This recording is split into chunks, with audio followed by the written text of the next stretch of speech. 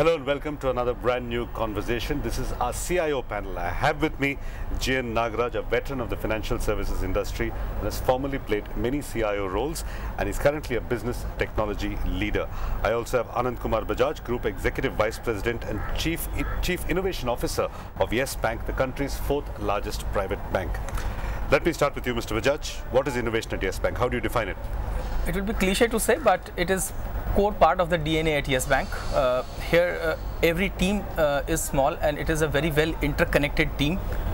Being people from varied financial background, we all together put together bring a lot of understanding and knowledge, which is what we connect in a small organization. It does not work in silos, and core for innovation is to not work in silos and do interconnection of dots.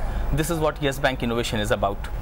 Mr. Nagaraj, almost every large bank, every large financial institution, in fact every large company talks about innovation, looks good on brochures, looks good on websites, sounds good when you talk about it. How can technology ensure that you walk the talk on innovation? A company walks the talk actually. Okay. There are two things here. One is, one needs to demarcate between what's incremental change, what's a leapfrogging change, and what really is in innovation. Mm-hmm. So innovation brings in disruptions. So what it does to existing technology setups and processes is challenges its utility and puts a tag on its lifetime. Okay. Right. So every innovation, a real innovation I've seen, has actually put a system or a process to death. Okay. And created a new one.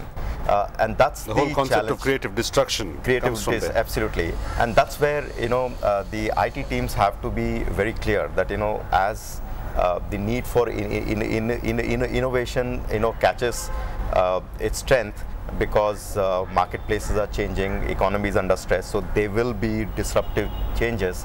Now, IT teams will need to structure their systems in such a way that they can plug and play. Okay. And that's a huge challenge. Easier said than done. It sounds nice to say it. It sounds nice sounds to good put in it on theory, the brochure. Absolutely. But it's extremely hard but to it do. is extremely difficult. And the moment IT teams do that to an existing setup, that itself would be a big innovation for me. I mean, Mr. Bajaj, how difficult is it to restructure your IT so this kind of flexible, lean, dynamic innovation is possible? Fantastic question actually. If you buy a built-up house, it's very difficult for you to reconstruct the elements. But if you are building up a house, it's so very easy for you to do what you want to. Yes Bank, being the latest entrant into the banking sector in India, has no legacy technologies. We are on the extent latest technologies, and we are looking forward to a lot more innovations and dramatic disruptive changes. What's the biggest strategic shift you have seen in the CIO's role in the last 1 year? I think it's a mind shift change, largely. Various services which a CIO gives to the organization are today available from multiple service providers, whether it is taking care of your infrastructure, keeping the lights on so that the business runs, or even services to end user organizations. So as a CIO, I don't see any value for money in spending on license for mail messaging collaboration. It can come from Google. Okay. or even from Microsoft, Okay. or from the cloud. I don't see the need to buy servers and storage. It's available as a cloud offering. So in this context, it's very imperative that the CIO understands the business his or her organization is in. Not just the technology side of the business, the business per se. So one is, you need to understand the business, you need to understand the context in which your business is operating, and then you need to orchestrate all the services which are available into a plan which serves the business well. The word you're using is orchestrate, which is an interesting shift, as opposed to own, accumulate and manage. Absolutely. It's now orchestrate. Yeah. So somewhere I think the CIO's first step towards reinventing themselves is to become a service broker. You broker services which are end result of consumerization of IT, which are a result of a lot of IT infrastructure now being available as services.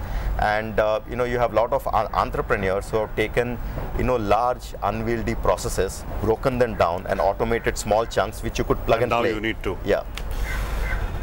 Mr. Bajaj, now if you take this process that Mr. Nagaraj talked about of different chunks and managing and orchestrating, does that make your job so much more difficult, because instead of managing one process, you're managing now 15?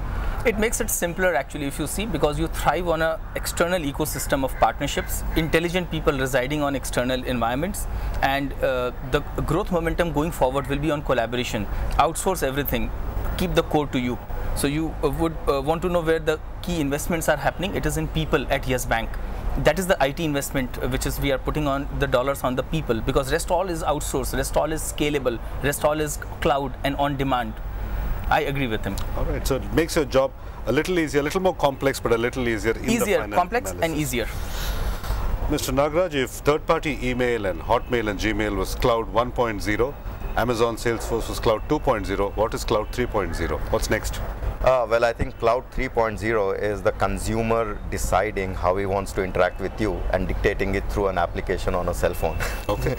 And that's already happening. I don't think so it's happening, because for that to happen, the apps on the cell phone, which could come from any small mom and pop shop, we'll need to integrate with the enterprise IT, the environment. It's easier to initiate a discussion, but to sustain it and to make sure that that results in delivery of a service or sale of a product, you need integration end to end.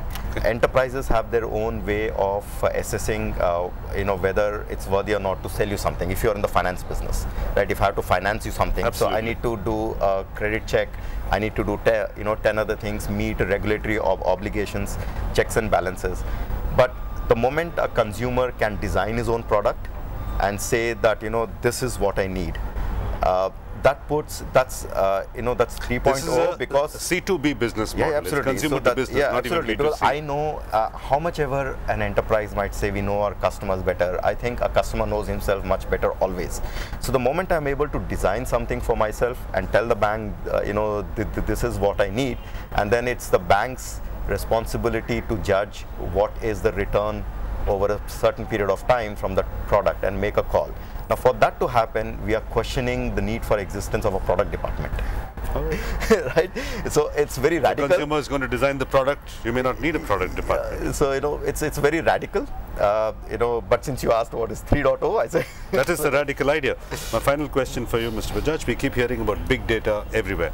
At various seminars, business leaders talk about it. Strategy consultants talk about it.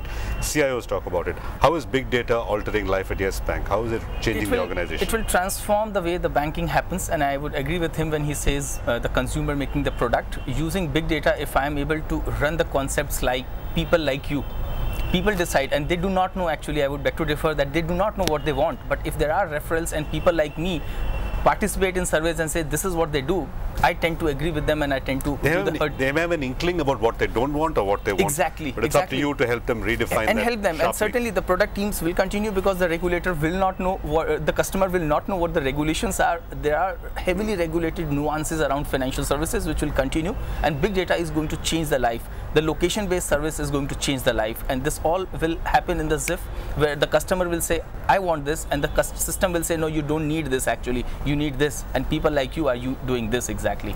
All right, that's the view from the CIO corner. Big data in IT, in the cloud, in Cloud 3.0 and in big data. Thank you for watching.